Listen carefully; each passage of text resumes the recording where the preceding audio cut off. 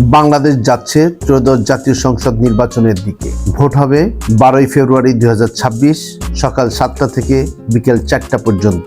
মোট আসন 300, যেখানে ভোট অনুষ্ঠিত হবে 299টি আসনে। শেরপুর 3 আসন স্থগিত হয়েছে প্রার্থীর মৃত্যুর কারণে।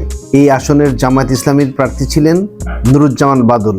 জরিপ ভিত্তিক বিশ্লেষণে দেখা যাচ্ছে বিএনপি নেতৃত্বাধীন জোট 205 থেকে 220 আসন, জামাত ইসলাম জোট 40 থেকে 50 আসন, জাতীয় পার্টি 10 থেকে 15 আসন, স্বতন্ত্র ও ছোট ছোট দলগুলো 20 থেকে 30 আসন। প্রায় 25 থেকে 30টি আসন এখনো সুইং আসনে বিবেচিত।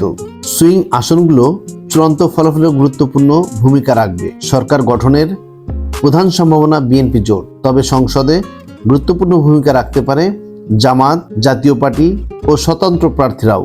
আওয়ামী লীগ নির্বাচনে নেই, ফলে প্রতিদ্বন্দ্বিতা তীব্রভাবে গড়ে উঠেছে বিএনপি ও জামাতের মধ্যে।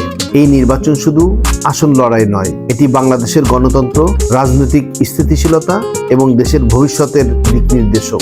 ভোটাররা দায়িত্বশীলভাবে অংশ নিচ্ছেন। নির্বাচন কমিশন মনিটরিং করছে শান্তিপূর্ণ ভোট নিশ্চিত করতে। এটি দেশের গণতান্ত্রিক ও সামাজিক অগ্রযাত্রার প্রতিফলন। সকল ভোটার যেন দায়িত্বশীলভাবে ভোট দেন। চূড়ান্ত ফলাফলের জন্য চোখ রাখুন, কারণ ভোটাররাই নির্ধারণ করবেন দেশের ভবিষ্যৎ। বাংলাদেশ এগোচ্ছে স্বনির্ভর, আত্মনির্ভরশীল এবং উন্নয়নশীল দেশ হিসেবে।